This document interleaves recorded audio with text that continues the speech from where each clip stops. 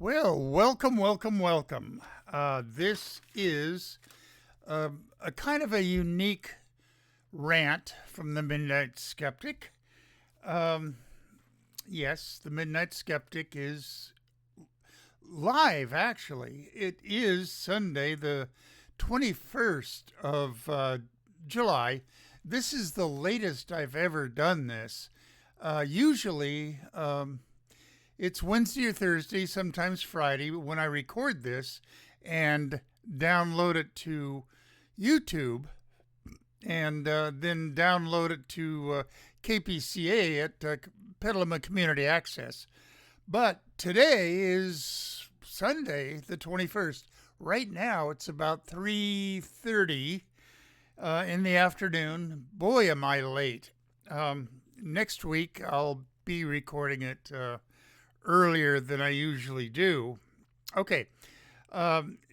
You'll be able to get this on kpca.fm worldwide and locally 103.3 FM around Sonoma County here at 9 p.m. Pacific Standard Time, which actually means midnight back on the East Coast for my thousands and thousands of fans back there. Okay, and it's going to be on YouTube as soon as I can download it. My notes say here, tonight is the Republican National Convention, and we're going to hear from the Orange Sociopathic Bloat Bag. So I was intending to record this on Thursday night, but life got in the way, as it does occasionally.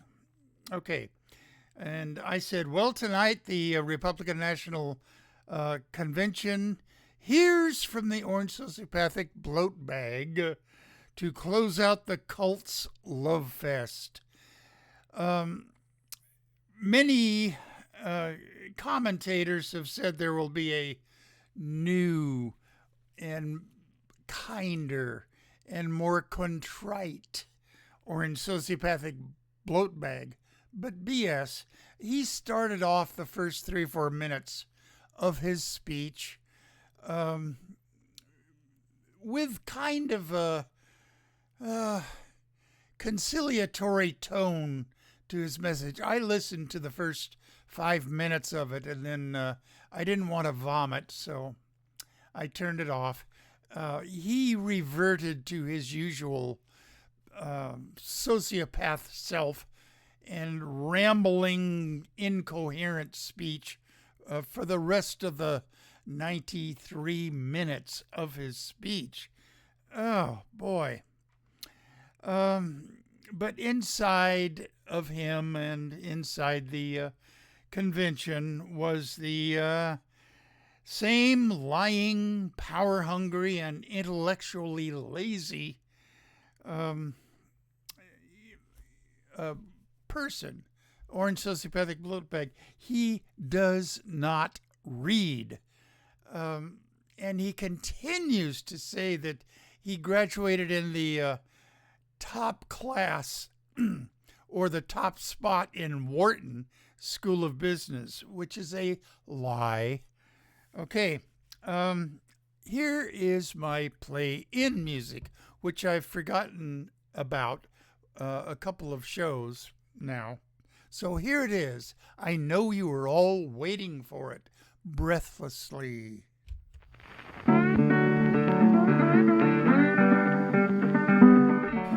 You are listening to KPCA LP, Petaluma, California, at 103.3 FM and worldwide at www.kpca.fm. And this is the Midnight Skeptic. The views of the Midnight Skeptic are not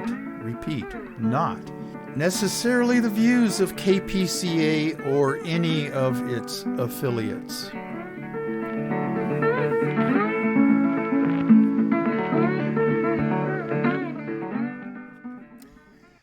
like I said in the introduction here, today is Sunday, the 21st of July, and it's I started recording this about 3:30, and actually I'm glad I waited because President Joe Biden, has stepped down from being a candidate for the Democratic nomination for president.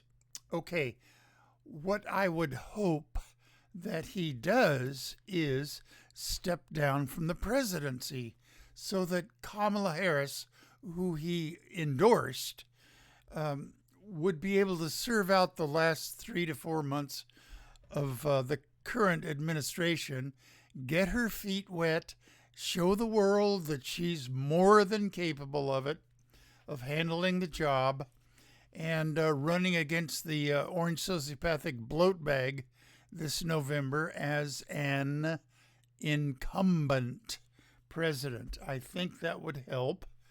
And now, if the Democrats can just unite behind her, we will have our first female president, President Kamala Harris, beginning in January 20th of 2025. And unless there's another invasion of the Capitol by the well-armed, MAGA-head, hateful cult members, I hope not, and I hope we're prepared for it this time. Okay.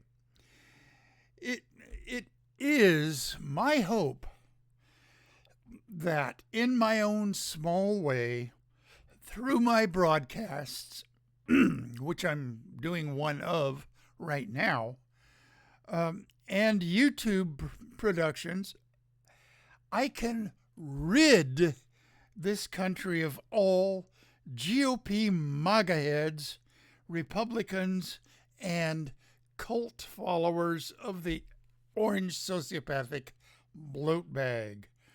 Please vote out all candidates this November with an R in parentheses right next to their name. That's it. That's all I'm asking of all my thousands and thousands of viewers. Vote out all Republicans. Now, following the introductions, as I always do, I have my shout outs to kind of, advertise some of my occasional listeners and the outfits that they represent or are working with. Okay, first, Project Censored and the three dudes that are responsible for it, Mickey Huff, Nolan Higdon, and Andy Lee Roth. They're all professors at various colleges around here. Nolan Higdon, I'm seeing him more and more on news broadcasts locally, Channel 2, Channel 5, and he is Cal State East Bay. He's a professor, I think, of history over there. Mickey Huff is a professor of history over at Diablo Valley College. I couldn't remember that name in last week's show. I thought it was Contra Costa College, but it's not. It's what I just said. Andy Lee Roth, I think, is down at UC Santa Cruz. But go to their website, projectcensored and .org, and sign up for their newsletter. It is very interesting. And while you're there, it would be nice if you ordered their book, which they publish every year, The State of the Free Press 2024 for this year. Next year it'll be 2025. I can do the math. Okay. John Crowley at Aquas Cafe, in addition to being a very tasty cafe for breakfast and lunch and early dinner. He has constituted a community over there, and he sponsors or at least invites them to use the facility. A number of art groups, art collectives, poetry groups, and other non-profit organizations meet there. And also, there's once every couple of months, there's a meeting of psychotherapists there. They all come out of the woodwork and analyze each other. It's called Drinks with Shrinks. I've gone to a couple of them, and I'm not a psychotherapist, although I got a master's degree in psychology from John F. Kennedy University. They're closed now. They were in a business for about 20 to 25 years. So they're not a fly-by-night outfit. They still have a campus down in L.A. somewhere now. But anyway, I never went into a practice of any sort, but I do use some of my learnings from them in my private tutoring business, which I haven't been doing for about the last year and a half because of health issues and an operation I had to undergo down at UC San Diego Medical Center. And I'm forever grateful to them. It was a PTE surgery, pulmonary thromboendarterectomy is the name of the surgery that I had. And the surgeon that invented it or perfected it or taught other surgeons about it is the guy that worked on me. And Kaiser, bless their hearts, paid for it all. Okay. Where was I on my ramble? Okay, John Crowley. Okay, the Phoenix Theater, managed by Tom Gaffey, who is kind of the godfather to alternative teens around Petaluma. And the Phoenix Theater has taken out all the seats. I mean, this is a long time ago, and installed skateboard ramps. Now, if you're going to be watching the Olympics, try to watch the skateboarding competition, because Petaluma has a competitor in the women's skateboarding competition, Mina Stess. She just turned 18, and she's been skateboarding her whole life, since actually age 3. And she kept progressing and progressing and progressing, and until she started winning competitions at the age of 9, 10, 11, and then national competitions. Well, she worked her way onto the United States women's skateboarding team. So she'll be back in Paris. In fact, she might be there now, although most of the athletes start filtering in there midweek. And I wish her well. I'm going to be watching it, so you should too. Okay. Tom Gaffey. Okay, Rabbi Ted Feldman, retired rabbi from B'nai Israel. My late wife was Jewish. I am not. I'm not any religion. In fact, I'm quite anti-religious. But anyway, I went down there with her for various events, met Rabbi Ted. He's a great guy, although I have to say I disagree with almost every tenet of the Jewish religion. And he refers to me as his favorite pagan, a title that I wear proudly. Okay. Rabbi Ted Feldman and Ralph Scott he's at Squeaky Cheese Productions LLC. Now they do recordings of books, and I'm not going to go into his marital thing, but he and his wife used to do it together, but now he's, I believe, doing it himself, and she's doing it on her own. And they have a stable of voice actors that they use for these book recordings. Okay, enough of that. Okay, at locally, Nariman, who's, I think, back from his vacation now, and he is one of the founders of Zandex, a chip testing company here in Petaluma. And he's retired from that. Okay. We used to play basketball together way, way back around 1981, 82, 83 down at Mill Valley Middle School gym.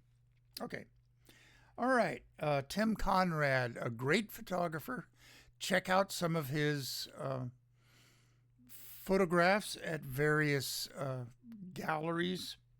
Okay, Kevin and Lori, Dave, and shoot, Brain Freezes. Gotta love 'em, Brain Freezes. Dave and Rosita Takach up in Sacramento. Rich and Kathy Berger in Sebastopol. Dennis and Megan in Tiburon. Yvonne and Rick down in San Francisco. Stan and Kathy in Pacifica. My voice is crackly. I don't know what's causing it. I feel fine.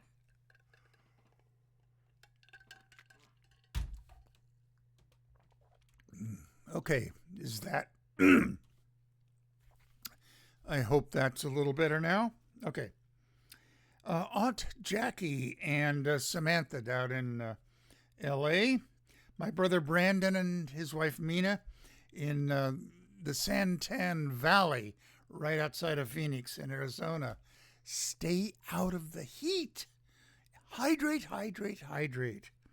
And their daughter, Andrea, who is a nurse down there, she'll tell you to hydrate. And her husband, Tim, who's a retired Marine, booyah! And their 3 little boys who are growing up as we speak. And the Snake Lady in Patagonia, Arizona, I don't absolutely know that she's still living there. She may have moved on to bigger and better things, but Karina Hilliard, she is the one that they would call to remove a snake curled up in a nice warm kitchen floor down in Patagonia, Arizona.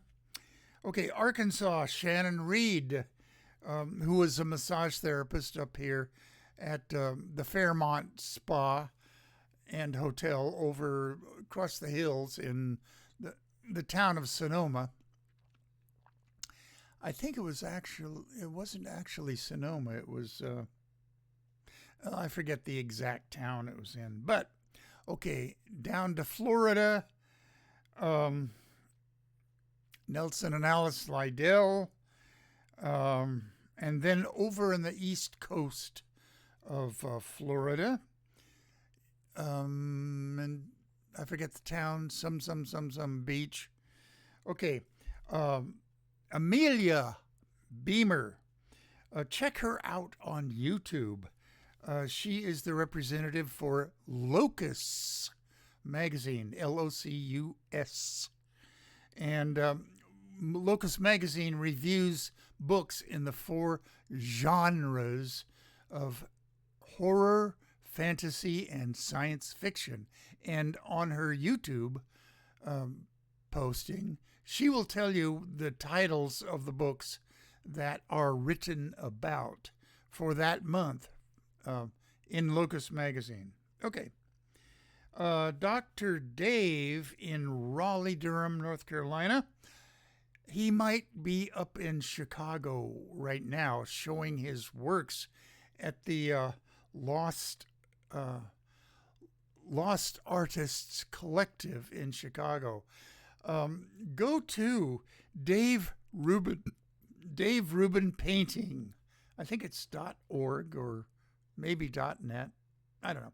But you can find him, just Dave Rubin Painting. He has a very unique, shall we say, take on reality.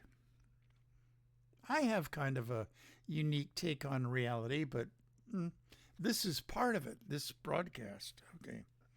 All right, up to Long Island, Geraldine Goldfinger, and then back to the West Coast, up in Sonora. Okay. Robert Finnegan, thanks for the call the other day.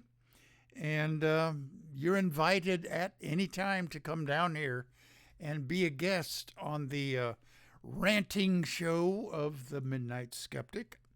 If you want to contribute your 2 cents worth about reality, you're more than welcome. Bob and Sandy Fisher and their 2 children, Brad and Martha. Darrell Larson, Judy May, Kathy Francis, Lynn Quayle. She splits her time between Manhattan and Sonora. Boy, what a contrast that is. Okay, and then up Highway 108 to Twainhart, John Gleason and his 2 daughters, Tiffany and Jennifer. And then all the way down in Mexico City, Rosamalia Lopez Negrete. She sends me very colorful pictures of tropical birds. And it's hard for me to believe they're not photoshopped in some way. They just, not all of them look really real. But maybe I'm wrong. Although the Midnight Skeptic is rarely ever wrong. Okay. Good news. This is the beginning of the meat of the show. My good news, bad news rantings and questioning the worth of even having a Republican Party in this country. Okay, that's for later. Okay, good news. Colin Kaepernick. You remember him? The quarterback for the San Francisco 49ers. And it was one of their better ones. And he actually spoke to members of the military to ask them how blacks could protest without insulting their fight for American freedom. They were the ones who helped him come up with kneeling, a sign of respect, and a message of protest all rolled into one. Now, the article I got this from gave me the name of the exact person that he talked to, but I neglected to write it down. But they were ex-military and played in the NFL. And he gave Kaepernick a hint that just not getting up off the bench, during the national anthem, like both teams did, would be a sign of disrespect. So this guy that Kaepernick was talking to, came up with the idea of going out to where the teammates were standing and then kneeling down. And it kind of caught on. So 4 or 5 other 49ers started doing that. and it raised the hackles of right-wing scumbags that are the members nowadays of the cult of the orange sociopathic bloat bag. I have a relative who I am not going to name said to me with kind of a straight face, "I will never watch another 49er game." Well, he was a orange sociopathic bloat bag follower, and we tried not to get into discussions about politics, but this kind of leaked out, and he said that he would not watch another 49er game. Okay, I didn't say anything. I don't know what the look on my face was, but not challenging or not angry. And let him have his stupid ass beliefs if he wants them. Okay, Colin Kaepernick. He probably is in shape enough to start for a couple of NFL teams if they would have him. I think it is kind of a conspiracy from the league president on down to not bring him aboard.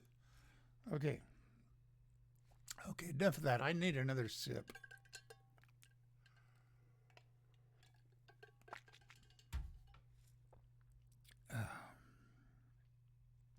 Okay, bad news quote from our potential, Vice President J.D. Vance. Now, this guy is educated, supposedly, from Yale Law School, and he was a Marine over in the Middle East. He served, which I thank him for doing that. And he wrote Hillbilly Elegy, a novel that was made into a movie. But this guy is weird in his beliefs, some of his beliefs. And here's one of them. Quote, "I believe the devil is real and that he works terrible things on our society." That's a crazy conspiracy theory to a lot of very well-educated people in this country right now. Well, okay, I'm one that think it's a crazy conspiracy theory, but fundamentalist, creepy Christians believe that the devil is a real, I guess, flesh and blood entity created by God. For what reason, I don't really know. I don't know. It's just crazy. And most Christians who believe in the devil are crazy. Creepy Christians is what I call them. Okay, good news. California is the first state to ban rules that require schools to notify parents if their child asks to change their gender identification. Yay. A few MAGA school districts, which we have in this state, Chino Valley, for example, where hate for the LGBTQ community has taken hold, passed in the Chino district laws that schools and teachers must notify parents if their kids come out as members of the LGBTQ community. Most of them are just consider themselves to be gay.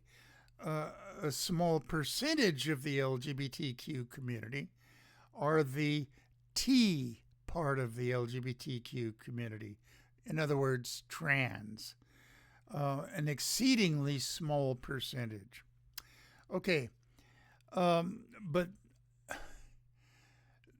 not to be denied their ability for hating on people, the school district people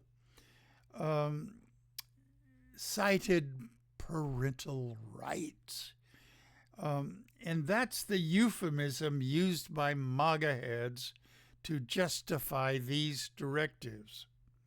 First, the number of kids affected is ridiculously small. Second, most of these kids have understanding and accepting parents, or woke parents, as the hateful GOP would call them. So that leaves just a small handful of kids that, for whatever reason, don't want their parents to know about their either being gay or being trans. And fortunately, not many parents would kick their kid out or punish them in some way, like an extra after school Bible reading class. Third, kids need to be able to open up to their teachers. I, as a private tutor for 35 years, that was not my main job, by the way. I had a regular paycheck and benefits job all my life since I got out of college and got out of the Navy. But when we moved up here to Petaluma, my wife, Patty, started a private tutoring business, just helping the neighborhood kids, grammar school kids, with their reading and arithmetic. And, it expanded to include junior high and high school kids after her initial group got older. Well, as time went on, she passed away, and I enjoyed it so much, I kept the business alive, which was an afternoon thing. And I had a number of kids, a small number, who were either gay, and they admitted it to me, or my latest one is trans. And before Patty passed away in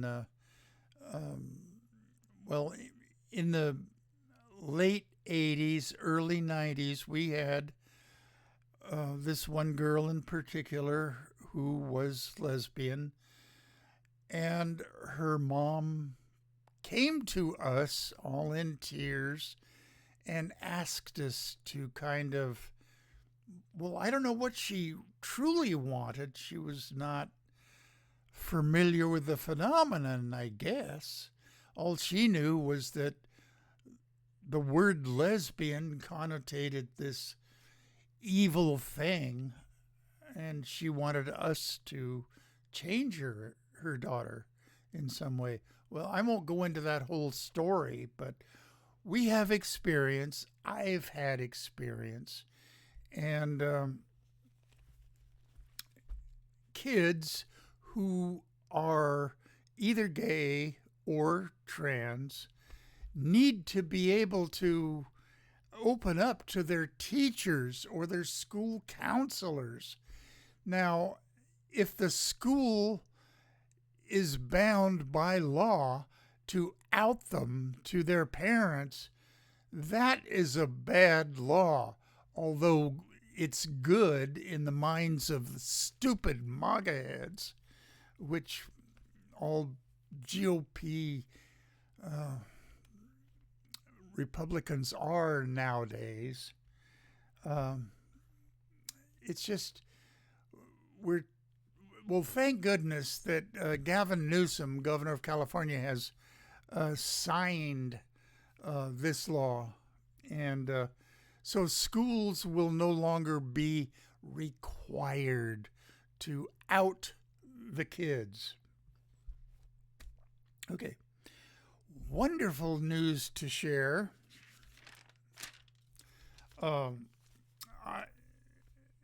Yellow Dot Studios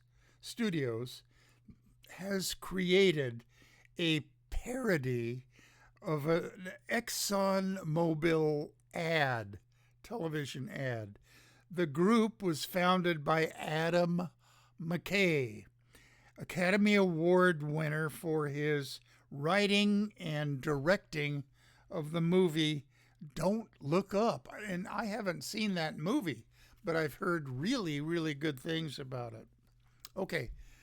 But they've created, and Yellow Dot, he just created it like a number of months ago, recently. Okay. The voiceover in the parody ad says, "Sure, our own scientists accurately predicted climate change 60 years ago, but we didn't want you to know about it. We have spent billions of dollars making sure that you believe that we care about the environment." That's not all of it, but I posted it on my own Facebook site. Please go check it out. Or if you want to go to it on your own, I think if you Google ExxonMobile parody ad, I don't know, comma, Yellow Dot Studios, you'll get it. And it's well worth watching it. And they have a few choice words at the very end, which I can't say on my own broadcast here. But it was a good ending to this parody ad by Yellow Dot Studios. Okay, bad news. The Oklahoma Supreme Court dismissed a lawsuit by the last two survivors of the 1921 Tulsa massacre of black residents of the area of Tulsa called Greenwood, which was a suburb of Tulsa known as the Black Wall Street. They were too prosperous. Whites didn't like that. Blacks should be poverty-stricken and subservient to us. Anyway, the Tulsa race riot massacre, in which more than 300 blacks were massacred, was the worst episode of racial violence in American history. How many students in high school or middle school know about this?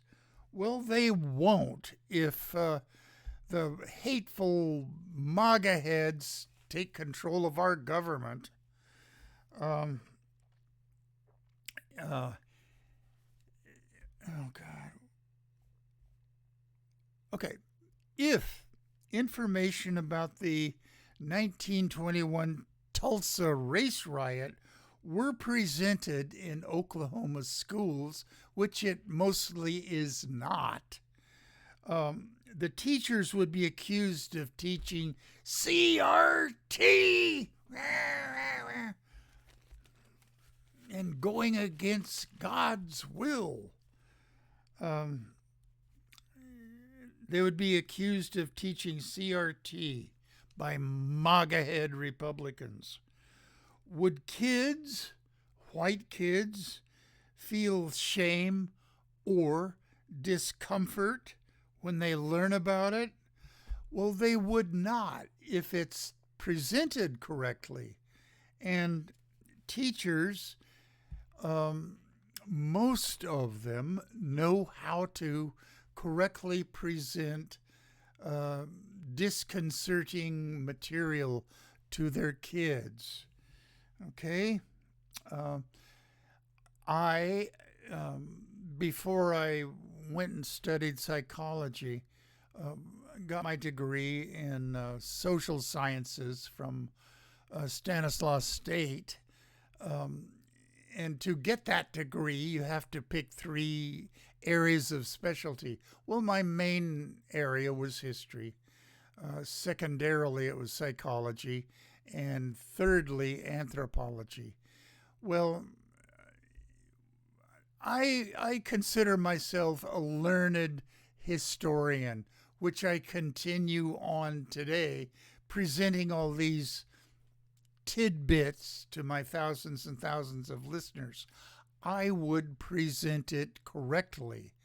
If I were teaching a class of high school students in U.S. history, the Tulsa race riots of 1921, and that's not the only one either, but there's no reason for kids to feel discomfort, which is the great fear of Republicans.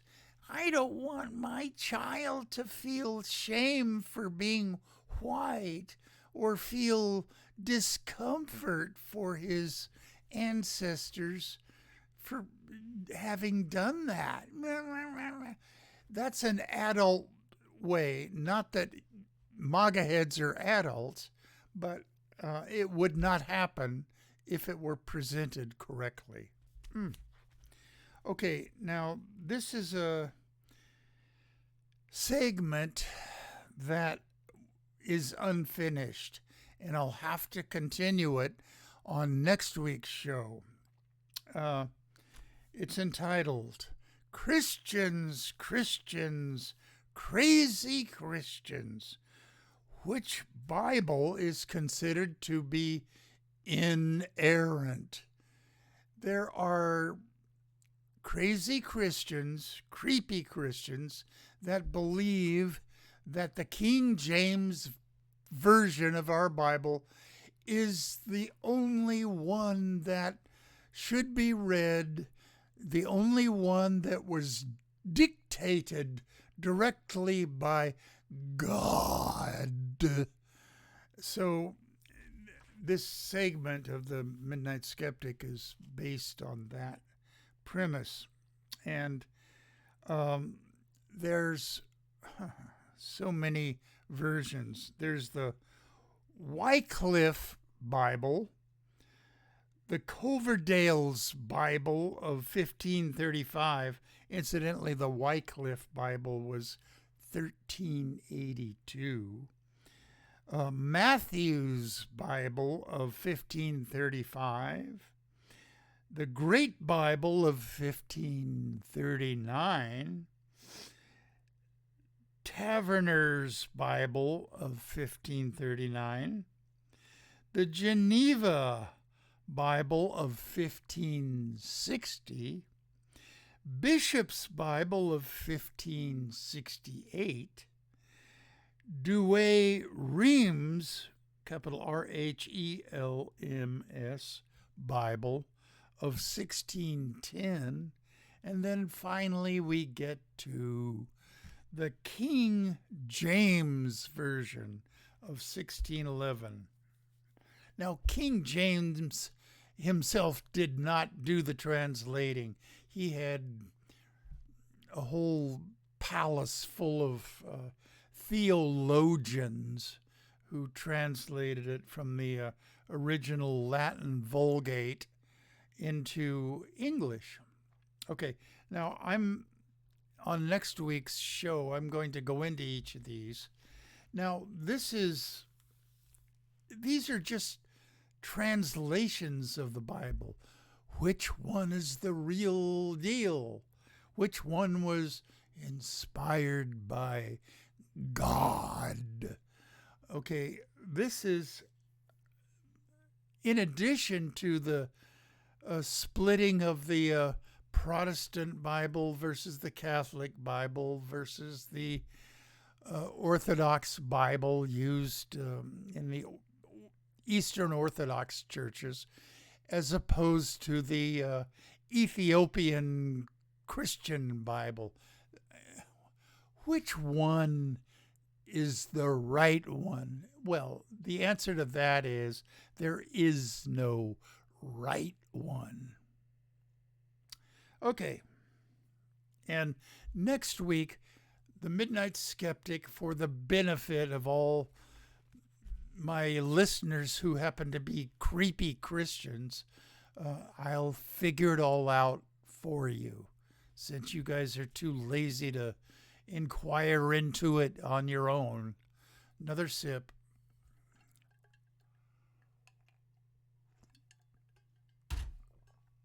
Okay, bad news. The pro-Russia, pro-Putin wing of the GOP, which is almost all of them now have a champion in J.D. Vance.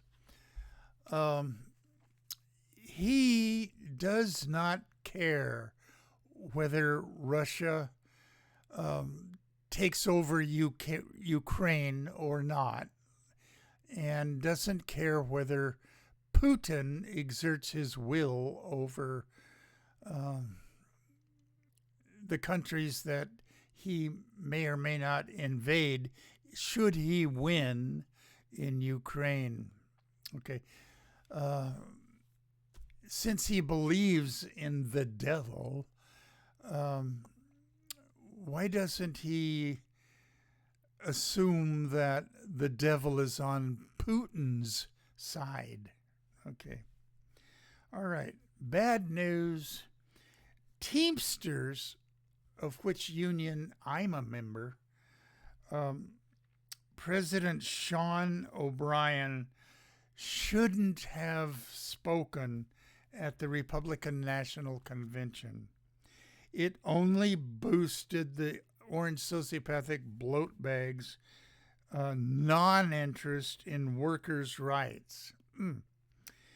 Even though his speech, if you were to listen to it, contained all the good talking points, that corporations are essentially evil, profit-seeking entities that could care less about workers' rights.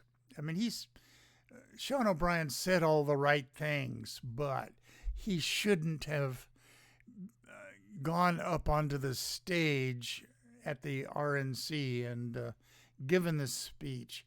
That gives the impression that Republicans actually care about workers' rights, which is far from the truth. Okay. Zionism. Okay. Anti-Zionism is not anti-Semitism.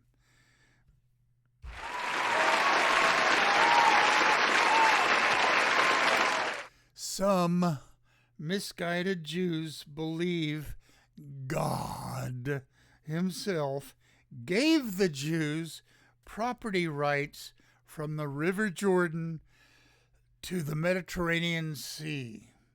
The Zionists, now we're talking the end of the 1800s, the Zionist secular leaders, Chaim Weizmann was one of the movers and shakers of it. The Zionist secular leaders defined Zionism as an ethnic nationalist entity. okay? Just like the Christian nationalists in this country. They want this country to be based on Christian principles, whatever the correct principles are, whichever version of the Bible they follow. Okay? Believe me, there are crazy Jews that are Orthodox and are not quite sure which interpretation of the Torah or the Mishnah is really to be followed. There are arguments in Hebrew academic circles about that.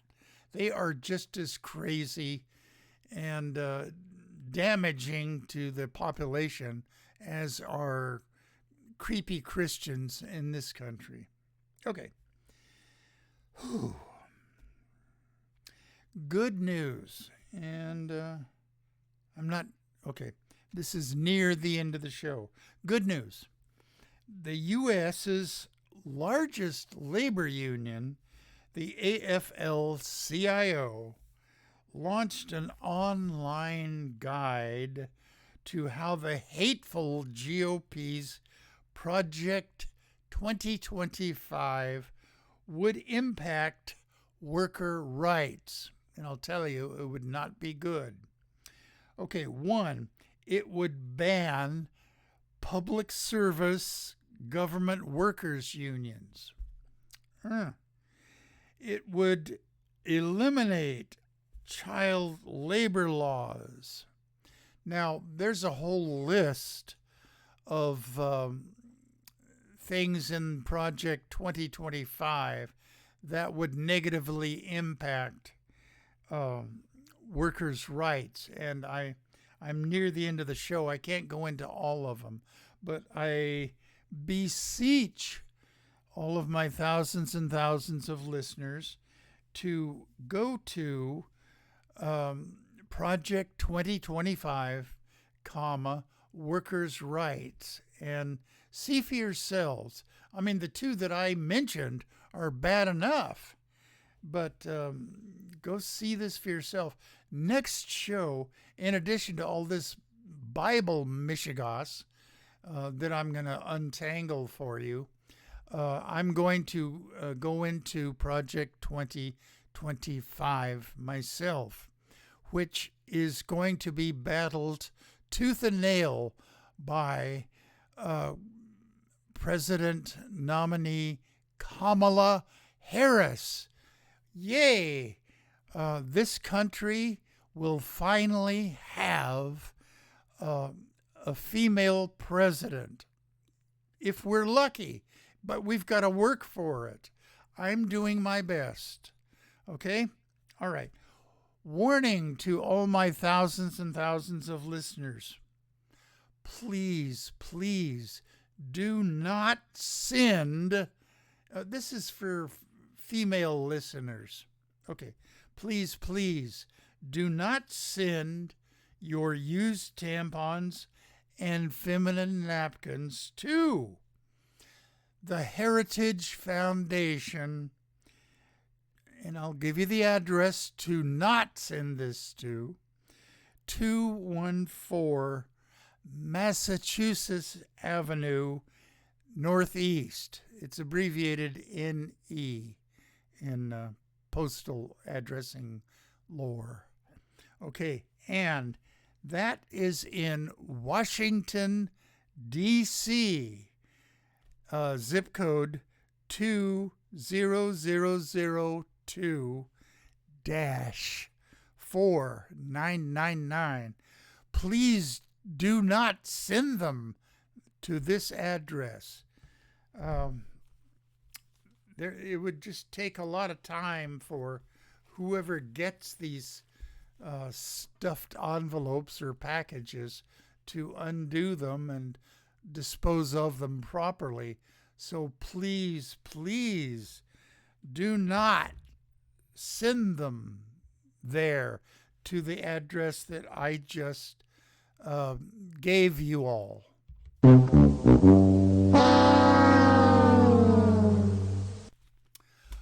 Okay, that's it for another rant from the Midnight Skeptic, and I hope some of the information that I relayed proves useful to you. And here is my play out music.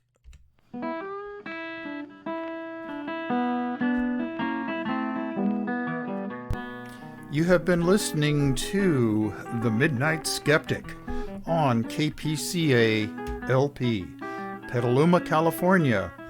And we're at 103.3 on the FM dial and worldwide at www.kpca.fm. Support community radio at patreon.com/Petaluma Community Access. And remember, think critically, think logically, but live joyously, and most importantly, pet your cats.